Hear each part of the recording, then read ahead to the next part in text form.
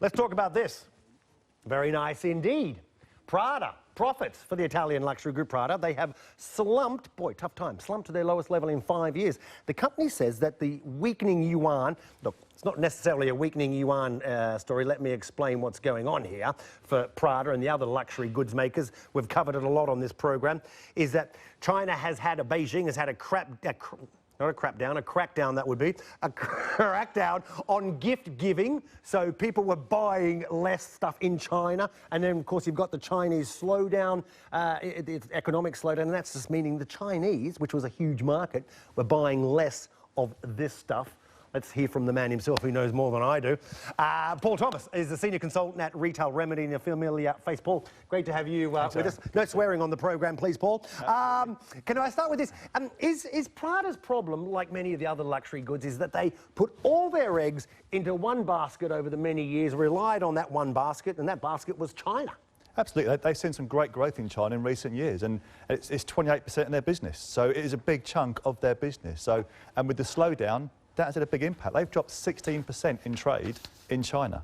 Wow, that's been the drop. So nearly 30% they were relying 30% of their sales, but that's more than halved, basically. Exactly. Yeah. Wow. Okay. So I'm always wondering, as a layman in this arena, and I'm sure others may be thinking, watching this around the world, thinking, what do these luxury goods makers do when they do face this sort of slowdown? If they're relying 30% of their sales from China, the Chinese stop buying.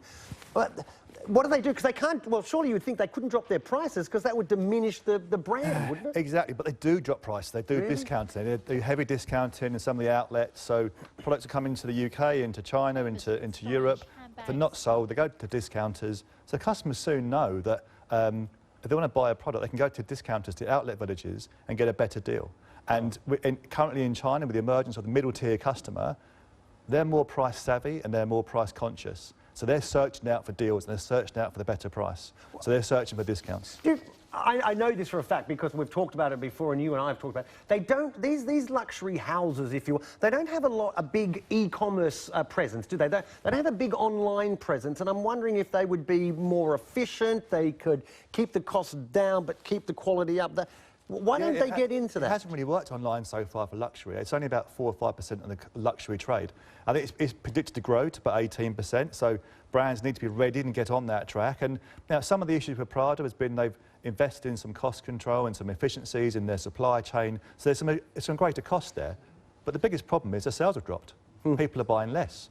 They're less cool, less edgier than some other brands. And just not quite as desirable as they once were. I'm glad you said that. So they're buying less Prada, but it doesn't mean that people aren't buying luxury. I mean, there must be others that come along and become like the flavour of the month, you know, and sort of take market share from the Guccis, from the Pradas. Yeah, and there's been a big thing about this understated luxury. It's people not wanting to be quite so ostentatious with their purchases. And part of it's linked to China, and part of it's just the way tastes have evolved. So. Gucci, Prada, they've always been that kind of ostentatious kind of purchase. So brands like Celine, Saint Laurent, Bottega Veneta have had a real resurgence in the last few years, and they're cooler, they're edgier, they're more desirable than the likes of Prada and Gucci currently, and that's what people are buying. And just very briefly, you know, just to give a sort of a view of the global economy, we know China's slowing, US is slowing, but doing a little bit better. I mean, do we see, you know, our sales picking up in other areas? I mean, do the Middle East still, you know, are they still buying? Yeah, I think it's still tough there for Prada. I think there's been a slight increase in Europe in their sales of Prada, and also the US too. But the US, according to an announcement today from Prada, when you strip out the fact that the currency is stronger there, the dollar is stronger, actually the sales have dropped there also. Okay. Paul Thomas, we appreciate... Oh, actually, last question. Did you bring any goodies in?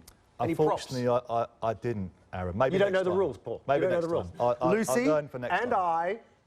Okay, Paul. Lucy, next time. No, I don't think there'll be a next time, Paul. There won't be a next time. Thank you.